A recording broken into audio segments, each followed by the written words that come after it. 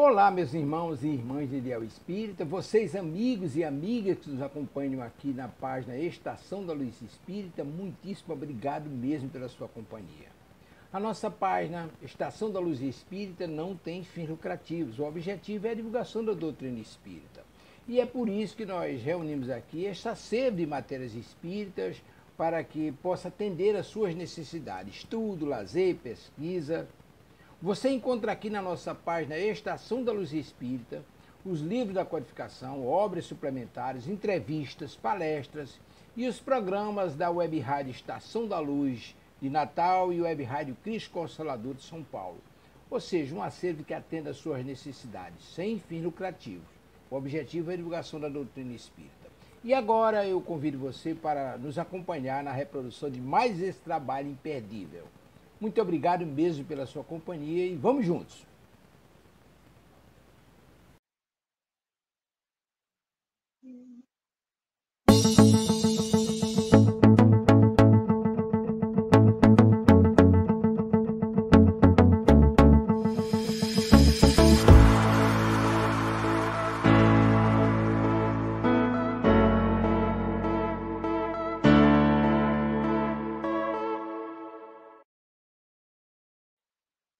Boa tarde, sejam todos muito bem-vindos a mais um programa da Web Rádio Cristo Consolador. E hoje é dia das nossas histórias de Jesus por Amélia Rodrigues. Estamos dando continuidade à mensagem do amor imortal, várias mensagens de Dona Ivone. Teve uma até que foi fora do Brasil, foi muito legal. O grupo estudando e ela, logo depois, psicografou uma mensagem sobre o tema que o grupo estava estudando. Então, como a mensagem de hoje é muito interessante,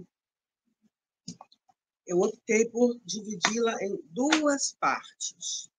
O título é lindo, Via Láctea de Amor. Olha que lindeza, gente. Maravilha. E eu, para variar, estou toda torta em relação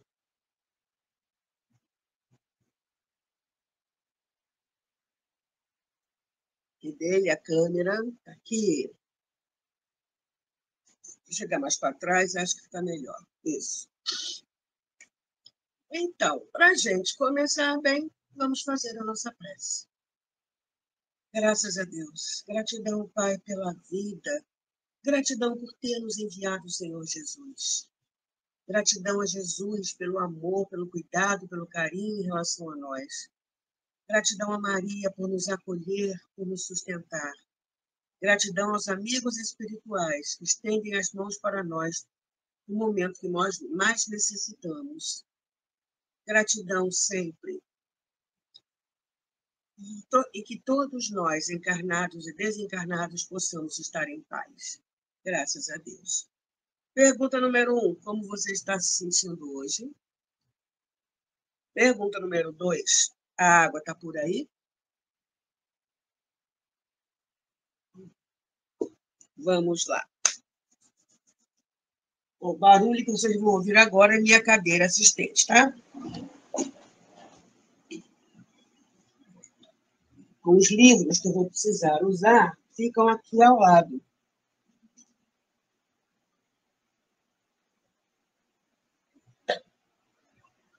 Tá aqui. Simbora? Simbora.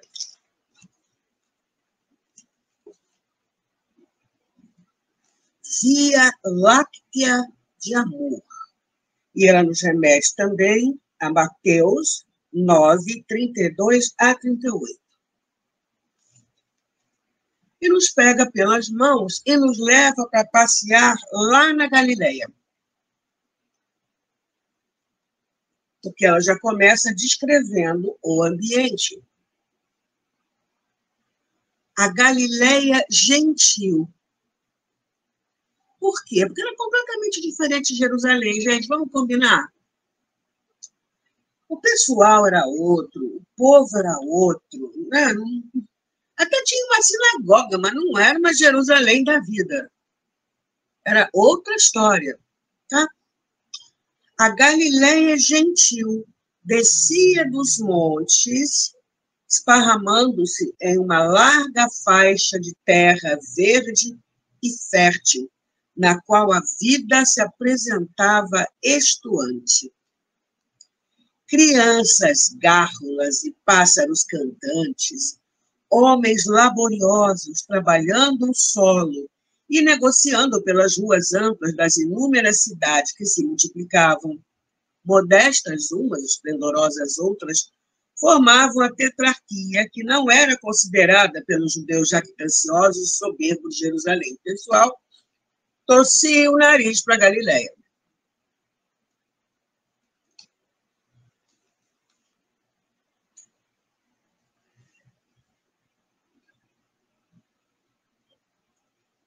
Segundo um velho brocardo depreciativo, ou seja, um ditado que todo mundo falava, mas que o pessoal, né, expressava bem como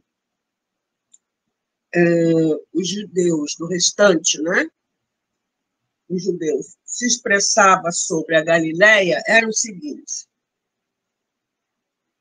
seguindo o velho brocardo depreciativo, que sempre perguntavam solertes: "E pode vir de bom da Galileia?" E veio o melhor, uma verdadeira Via Láctea de amor dali se espraiou por toda a terra, alterando a paisagem social e moral do planeta sofrido. Então, vamos devagar. Primeiro, veio melhor. O que é que veio? Jesus, né? Pegando os livros aqui embaixo. Então, nós vamos nesse livro aqui, ó. Em torno do mestre. Tem gente me vendo. Oi, gente que está me vendo. Aparece aqui quem e quantos estão me vendo aqui, ó. Exatamente aqui na minha tela. Para mim aparece a quantidade de pessoas que estão vendo. Então, nós estamos aqui. Vinícius, em torno do mestre, capítulo O Evangelho do Reino, que é o que veio. O Evangelho constitui uma fonte inexaurível de bênçãos. Tem-se tirado e continua se tirando desse tesouro gemas preciosas, sem que jamais qualquer redução se verifique em seu conteúdo. Parece que quanto mais sofregamente se apossam de suas riquezas, mais se pronuncia a fecundidade desse tesouro. Verdade, quanto mais a gente estuda, quanto mais a gente aprofunda os estudos, mais coisas a gente vai descobrindo. Cada dia se nos depara um diamante novo, uma pedra diferente daquela até então recolhida. Que aluvião de cores, feitios, configurações e aspectos. Que soma infinita de nuances. Quanta preciosidade se vai encontrando através de filões bastas vezes explorados. Quanta maravilha oculta em suas jazidas inesgotáveis.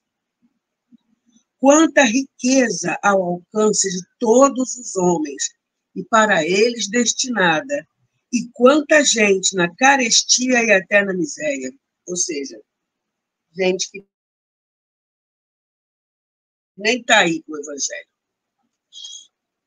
E que tesouro tão singular! Tem de tudo.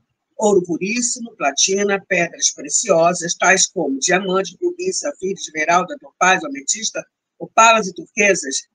E ao lado dessa opulenta pedraria, sem que a sabedoria humana possa explicar o milagre, encontram-se fios de soberbas pérolas.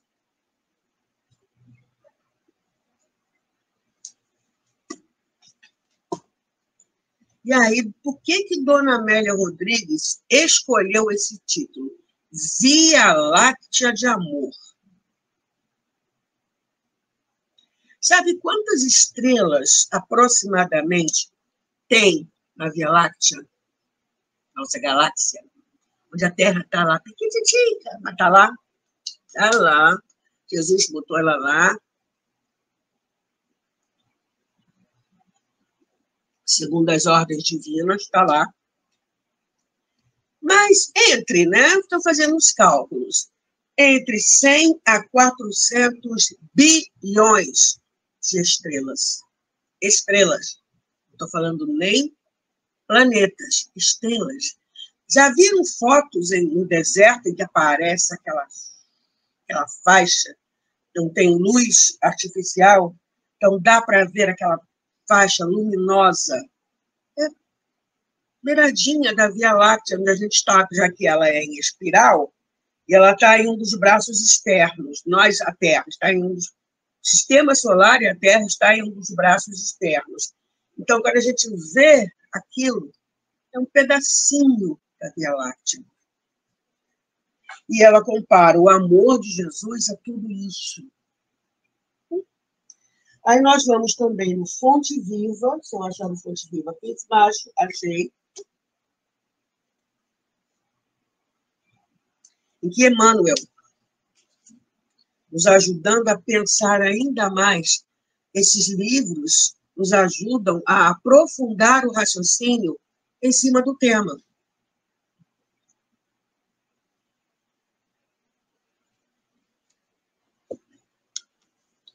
No capítulo 166, do Fonte Viva. Sigamo-lo. Aquele que me segue não andará em trevas. Jesus, segundo João, capítulo 8, versículo 12.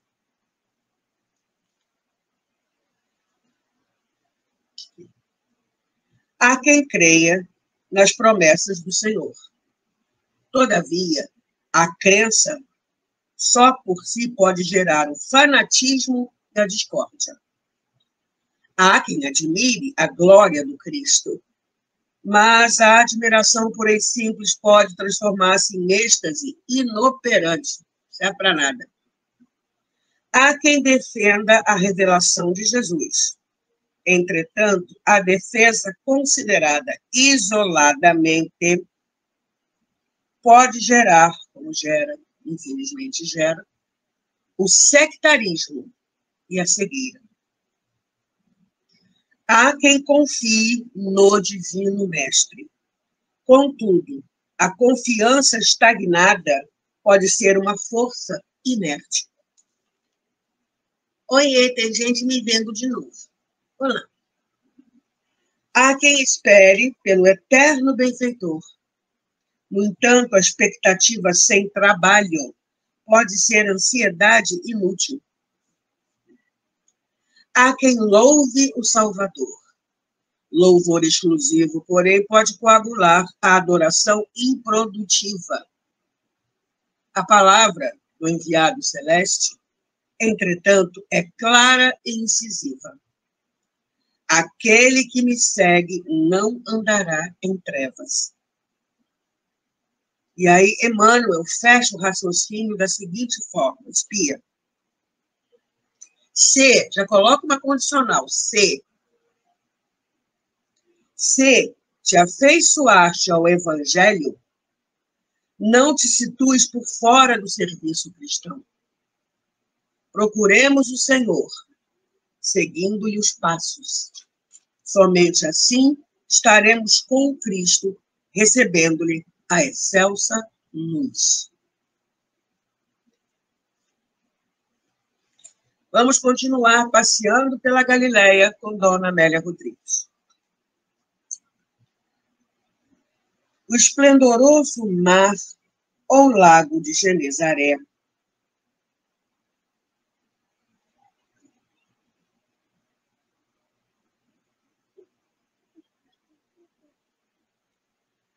favorecia a região quente com um ameno clima, e as suas águas viscosas que os ventos eriçavam de quando em quando, em forma de tormentas passageiras, toda vez que baixava esse temporal lá, ninguém se arriscava, porque, olha, os pescadores sabiam quando ia baixar a tempestade. E a tempestade lá era forte. Lembra como todo mundo saiu de barco, Jesus foi dar uma cochilada no barco? O corpo físico, caramba, precisava descansar. E, baixou a tempestade. Todo mundo apavorado, porque eram os barquinhos. Gente, eu vi a carcaça, a foto da carcaça de um daqueles barcos daquela época. Mas eu não entrava ali nem a pau, Juvenal. Ondas com 3 metros para mais, e todo mundo apavorado e Jesus dormindo. E aí Judas, apavorado, manda, acorda, Jesus! Aí João foi lá, mestre, perecemos.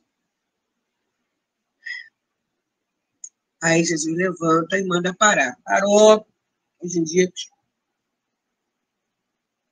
silenciai, aquietai, emudecei. A tempestade para. Claro, os espíritos que formam as tempestades, que trabalham na natureza, sabiam quem ele era. Ele mandou parar, já paramos.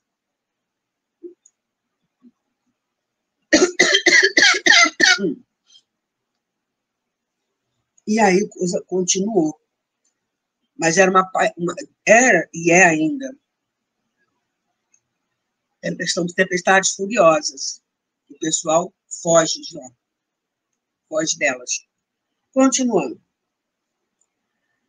E as suas águas piscosas, que os ventos eriçavam de quando em quando, em forma de tormentas passageiras, apresentavam-se normalmente tranquilas e espelhadas. Em Cafarnaum, que se ufanava de possuir uma sinagoga, a natureza fora pródiga em gentilezas, tornando-a aprazível, generosa, sem as complicações das grandes urbes, mas também sem a ingenuidade excessiva dos pequenos grupos.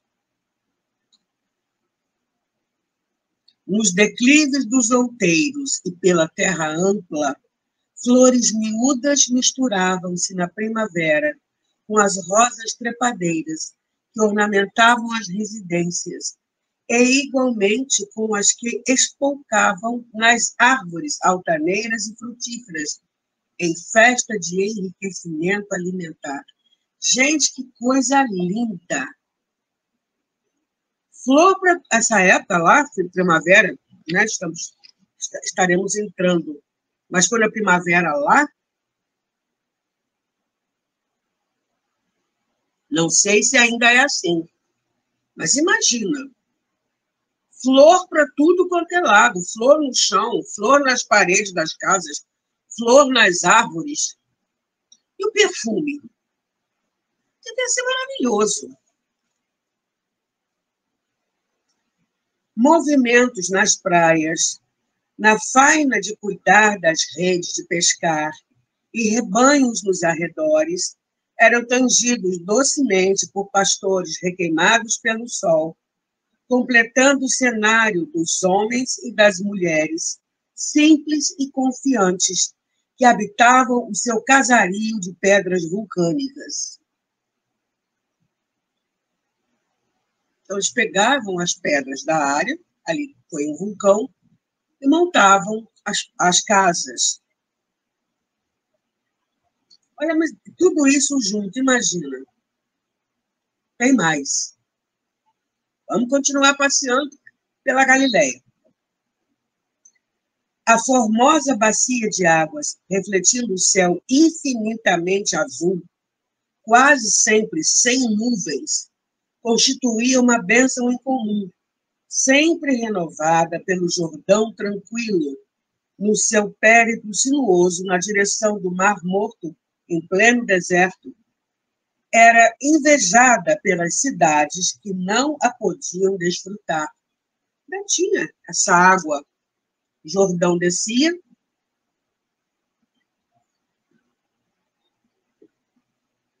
para o Mar Morto, que era um lago, o Lago de Genezaré, e essa água ia para o mar, oh meu Deus, ia para o Mar da Galileia, que era um lago, e depois dali essas águas iam para o Mar Morto.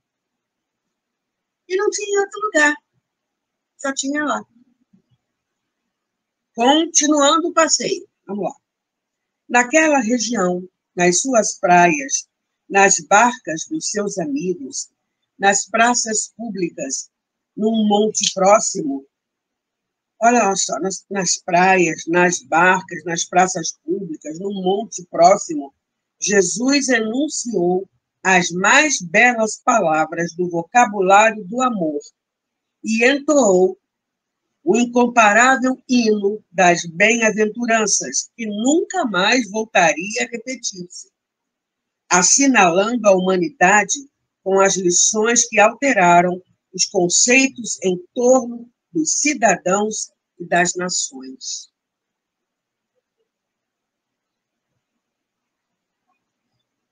Lindo isso. Tudo lá. A gente não vai mais ouvir Jesus falando das bem-aventuranças? Não. Não. Elas foram relembradas, né, através da doutrina espírita, analisada por Kardec. Mas Jesus falando assim, cara a cara com a gente, né, encarnado, não reencarnado. Jesus não reencarnou aqui. Jesus montou a Terra de acordo com as ordens divinas. Põe a camada de ozônio aqui, põe não sei o que ali, vamos embora. Mente a mente com Deus, vamos embora. Co-criador, beleza. Mas ele não reencarnou aqui. Gente, um espírito que deve ter por baixo 30 bilhões de anos de existência vai precisar fazer o quê aqui na Terra? Encarnar aqui. Uhum. Resgatar o quê aqui? Ai, Senhor.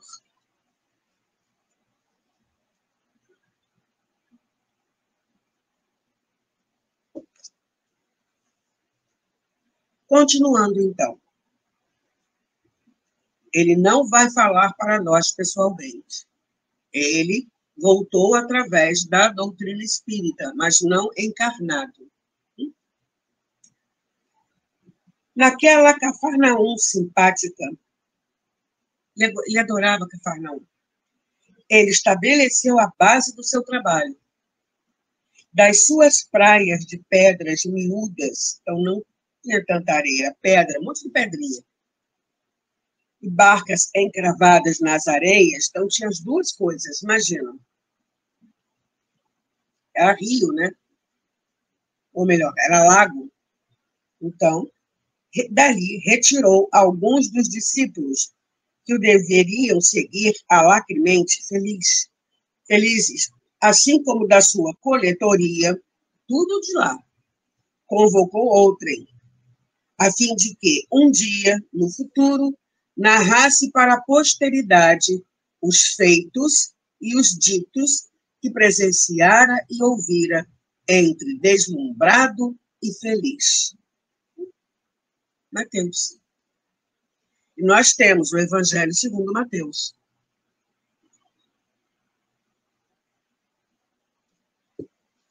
Temos o Novo Testamento, temos a coletânea de Emmanuel, o Evangelho por Emmanuel, né? Onde tem João, Mateus, Marcos. Né? Vamos lá. Continuando aqui. Só que me organizar no meu roteiro. Ok. E no tempo. Beleza. Vamos lá. Apareceu mais um. Oiê. Como um sol de suave calor. Sabe aquele solzinho de inverno, gostosinho? Ali ele aqueceu os corações enregelados com o verbo eloquente da sua sabedoria, transformando as emoções sofridas em sentimentos de inefável alegria. E aí, sobre isso, nós temos o capítulo 6 do Evangelho, o Cristo Consolador, em que Jesus, o Espírito de verdade, ou Espírito Verdade,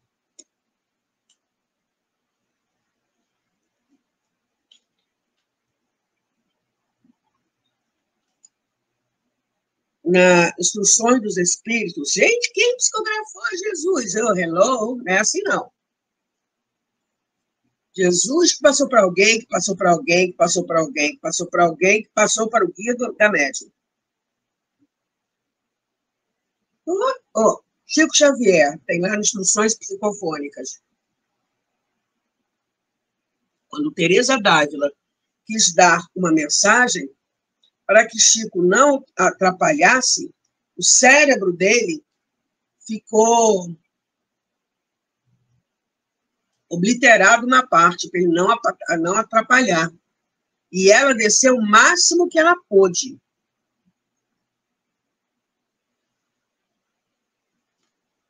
Então, não é Jesus. Né?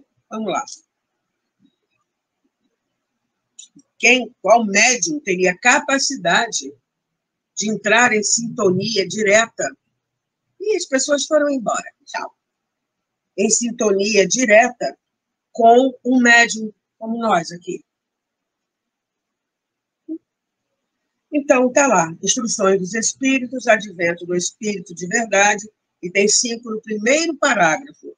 Venho como outrora aos transviados filhos de Israel, trazer-vos a verdade e dissipar as trevas. Escutai-me.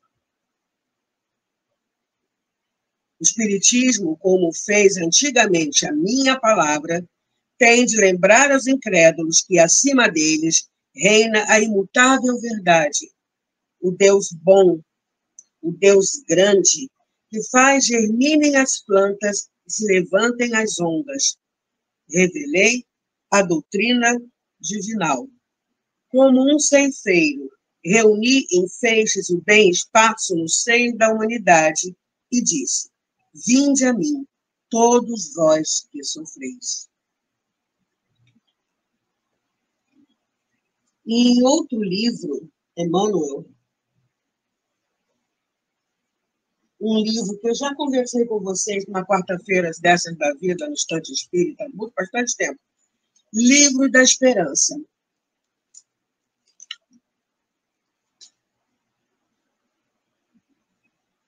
Emmanuel aprofunda os nossos raciocínios, já que Jesus, não é? Como Dona Amélia fala aqui, com um sol de suave calor, ele aqueceu os corações enregelados, com o verbo eloquente da sua sabedoria, transformando as emoções sofridas em sentimentos da inefável alegria. E, na própria mensagem dele, ele falou, como fez antigamente a minha palavra, tem de lembrar os incrédulos que acima deles reina a imutável verdade, o Deus bom, o Deus grande, que faz germinem as plantas e se levantem as ondas. Revelei a doutrina divinal, como um ceifeiro, reuni em feixes o bem esparso no seio da humanidade, e disse, vinde a mim todos vós que sofreis.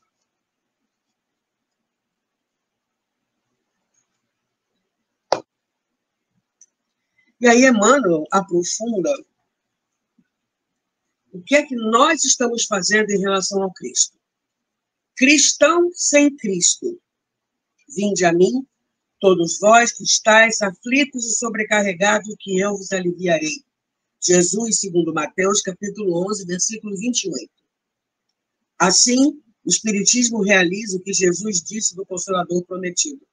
Conhecimento das coisas, fazendo que o homem saiba de onde vem, para onde vai e por que está na terra. Atrai para os verdadeiros princípios da lei de Deus. Consola pela fé e pela esperança. Está no Evangelho, capítulo 6, versículo 4. Capítulo 6, item 4, que é o Evangelho segundo o Espiritismo.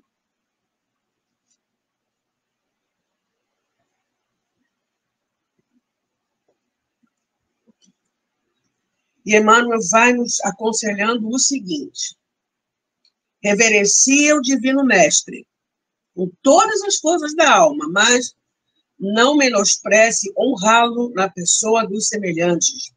Guardar as memórias entre flores de carinho, mas estende os braços para os que clamam por ele entre os espinhos da aflição. Faz obra-prima da estatuária, sem qualquer intuito de idolatria. No entanto, socorre, pensando nele, aos que passam diante de ti, retalhados pelo cinzel oculto do sofrimento. Imagina-lhe o semblante aureolado de amor nas telas, mas suaviza o sofrimento dos que esperam por ele, nos quadros vivos da angústia humana. Proclama-lhe a glória imperecedora do verbo eloquente, mas fala em nome dele aos corações atormentados que duvidam e se perturbam entre as sombras da terra. Grava-lhe os ensinamentos inesquecíveis, Escreve sobre isso. No entanto, assinala as diretrizes dele com a energia renovadora dos seus próprios exemplos. Dedica-lhe os cânticos de fidelidade e louvor que te nascem da gratidão, mas escuta os apelos dos que jazem detidos nas trevas, suplicando-lhe liberdade e esperança. Busca-lhe a presença no culto da prece, pede apoio, consolação, mas oferecer a Jesus mãos operosas no auxílio aos que varam o escuro labirinto da agonia moral, para os quais essa ou aquela ninharia de tuas facilidades constitui novo estímulo à paciência. Através de numerosas reencarnações, temos sido cristãos sem Cristo. Conquistadores, não despejávamos de implorar-lhe patrocínio aos excessos do furto. Latifundiários cruéis, não nos envergonhávamos de solicitar-lhe maior número de escravos que nos atendessem ao despotismo, em clamorosos sistemas de servidão. Piratas, dobrávamos insensatamente os joelhos para agradecer-lhes a presa fácil. Guerreiros, impetrávamos dele em absoluta insanidade, nos inspirasse o melhor modo de oprimir. Agora que a doutrina espírita nos revela por mentor claro e direto da alma, ensinando-nos a responsabilidade de viver, é imperioso saibamos dignificá-lo na própria consciência, acima de quaisquer demonstrações exteriores, procurando refleti-lo em nós mesmos. Entretanto, para que isso aconteça, é preciso, antes de tudo, matricular o raciocínio na escola da caridade, que será sempre a mestra sublime do coração.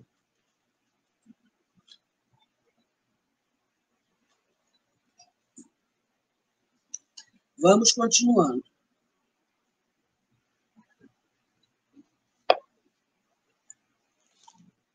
Voltamos aqui a Dona Amélia.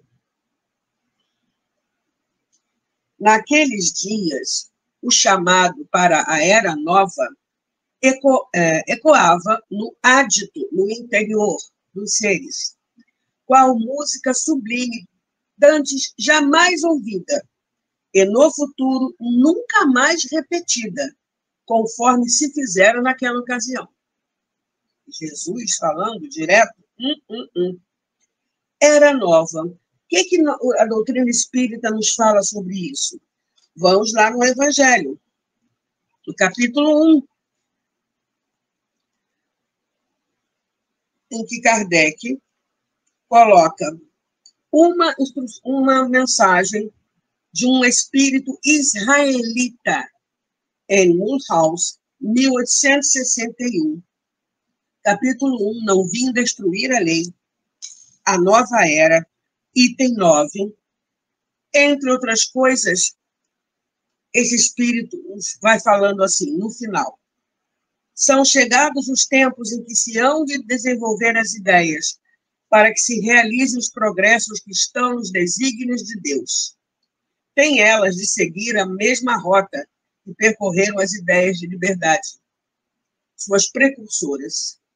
Não se acredite, porém, que esse desenvolvimento se efetue sem lutas. Estamos passando por isso agora, a Era Nova chegou. Não. Aquelas ideias precisam, para atingirem a maturidade, de abalos e discussões, a fim de que atraiam a atenção das massas. Uma vez isso conseguido, a beleza e a santidade da moral tocarão os espíritos, que então abraçarão uma ciência que lhes dá a chave da vida futura e descerra as portas da felicidade eterna. Moisés abriu o caminho, Jesus continuou a obra, o Espiritismo a concluirá.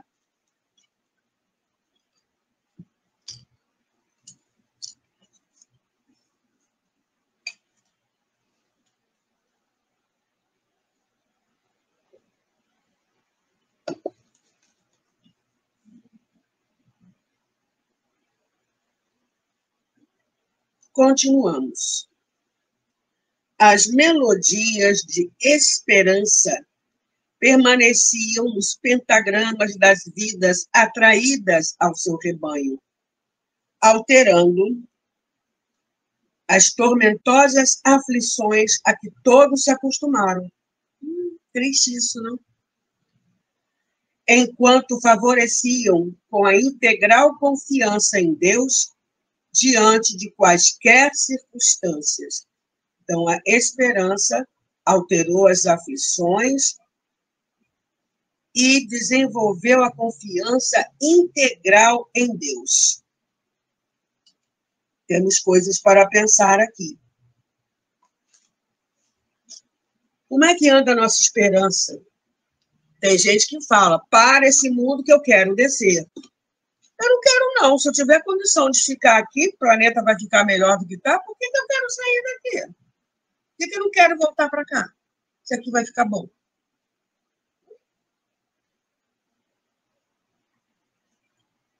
Outros dizem assim, a humanidade não tem mais jeito. Cara pálida, você deixou de fazer parte da humanidade? Ó alecrim do pântano.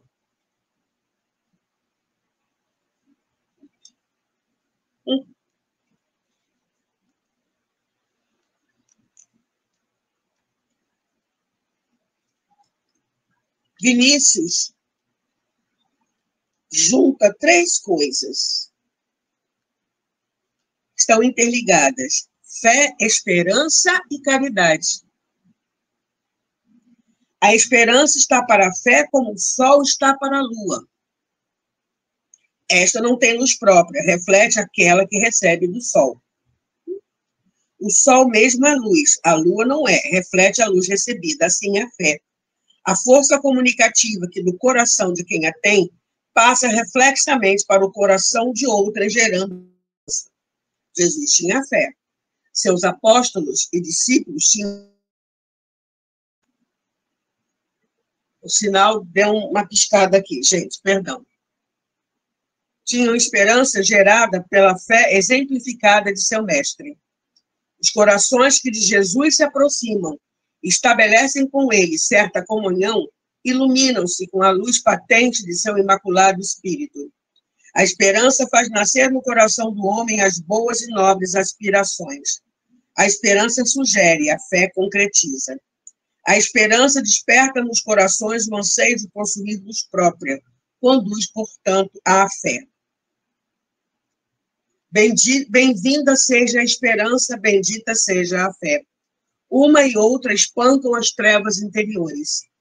Que seria da alma encarcerada na carne se não houvesse fé nem esperança? Se é doce ter esperança, é valor e virilidade ter fé. Se a esperança gera o desejo, a fé gera o poder. Se a esperança suaviza o sofrimento, a fé neutraliza seus efeitos depressivos. Finalmente, se a esperança sustenta o homem nas lutas deste século, a fé assegura desde já a vitória da vida sobre a morte. E a caridade? Da caridade nada podemos dizer, porque caridade é amor. E o amor é o indizível, o incomparável. Sente-se com a mesma vida, não se define. E no Evangelho segundo o Espiritismo, temos: bem-aventurados os aflitos, justiça das aflições.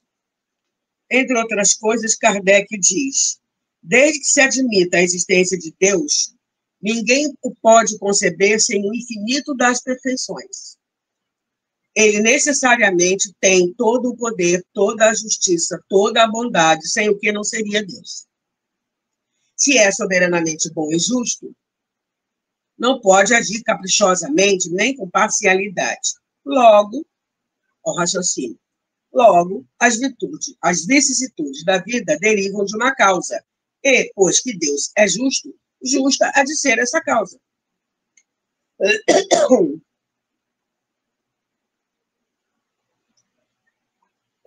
Isso, o de que cada um deve bem compenetrar-se, por meio dos ensinos de Jesus.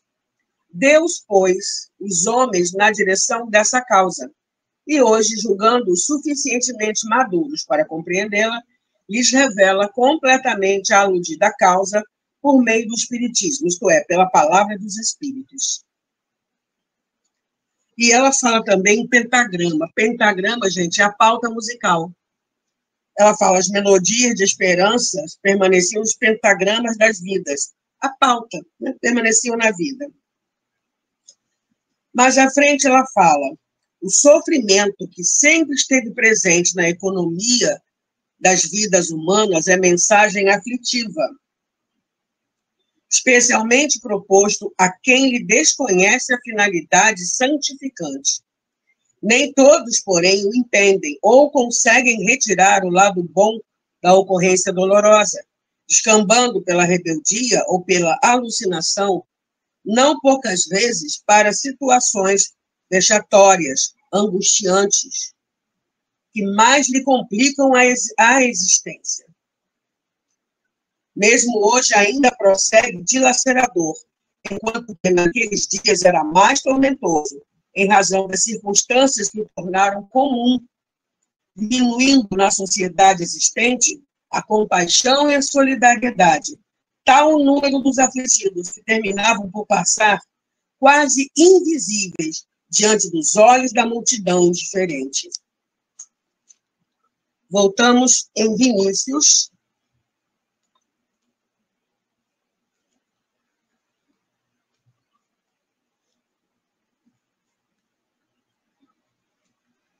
A dor. Será a dor um bem? Será um mal? Se é um bem, por que a consideramos como indesejável? Se é um mal, por que Deus fez dela o patrimônio comum da humanidade? Será a dor punição ou castigo? Então, como se explica, atinja ela os bons e de sua influência não escapem os maus? De outra forma, como se entende que a vida dos maus, senão sempre, muitas vezes transcorra menos árida e penosa dos que as que procuram viver segundo a justiça?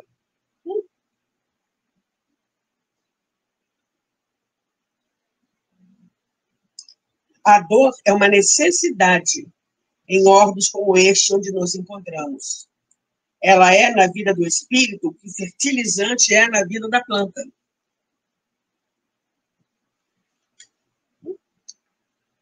A humanidade terrena é composta de elementos retardatários. Daí se explica por que a dor é patrimônio comum a todos os homens. As lutas, as dificuldades, o sofrimento nos assediam por todos os lados e nos salteiam a cada passo no carreiro da presente existência. E de tudo isso resulta um bem. Após as refregas e as dores, o espírito sente-se mais capaz e menos egoísta, mais corajoso e menos indolente. Ao concurso da dor devemos, pois, grande parte do nosso progresso intelectual e moral. Porque aí a gente se mexe, né?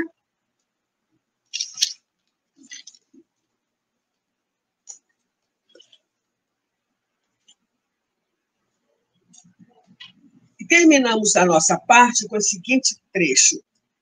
A primeira parte, né? A solidariedade constitui um hábito que se consolida através do amor, surgindo interiormente em forma de compaixão e desenvolvendo-se como atividade fraternal enriquecedora, na qual o doador apresenta-se sempre mais feliz do que o beneficiado. E aí nós vamos em o Evangelho por Emmanuel, João,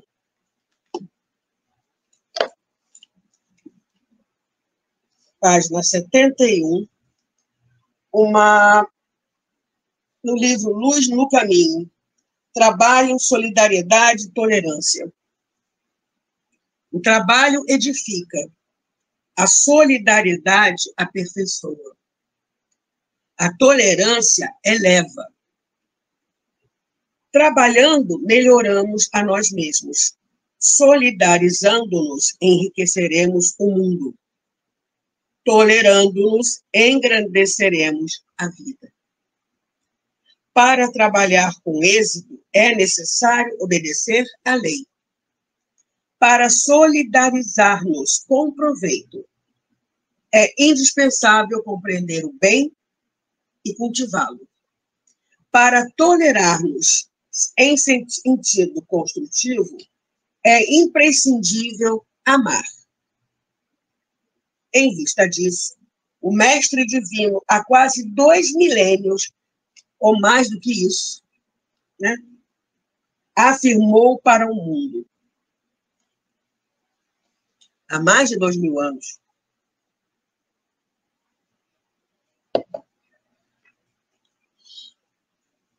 meu pai trabalha até hoje, e eu trabalho também. Estarei convosco até o fim dos séculos. Amai-vos uns aos outros, como eu vos amei. E aí Emmanuel vai nos convidando. Trabalhemos, então, construindo. Solidarizemo-nos, beneficiando. Toleremo-nos, amando sempre. Vinculado aos fundamentos divinos, a sublime trilogia de Allan Kardec é plataforma permanente em nossos círculos doutrinários, constituindo lema substancial que não pode morrer. Vamos fazer a nossa prece. Gratidão, Senhor Jesus, por estar conosco até o fim dos séculos. Gratidão por todos os seus ensinamentos. Gratidão por ter nos juntado como um ceifeiro. Gratidão. Gratidão, Senhor, por esse alimento que nos ajuda na caminhada. Através dele, nós vamos aprendendo o que é ser solidário, o que é ter fé, o que é ter esperança. Entendemos a justiça das aflições e vamos conquistando a própria paz, a própria felicidade. Gratidão, Jesus. Gratidão, Senhor, por continuar conosco, por nos conhecer pelo nome e providenciar tudo aquilo que nós precisamos. Gratidão a Maria, que já nos recomendou fazer tudo aquilo que Jesus nos manda fazer. Dá-nos essa coragem, Mãe, e essa força para poder fazer isso. Gratidão a cada mensageiro do bem que estende as mãos para nós, sejamos nós encarnados ou desencarnados. E gratidão a Deus, acima de tudo, pela vida e por cada chance que nós temos em cada existência. Que todos nós, encarnados e desencarnados, presentes, possamos estar em paz. Graças a Deus. Acabou meu tempo. Até domingo que vem com a segunda parte. Gratidão por ter estado aqui comigo. Fique bem. Tchau.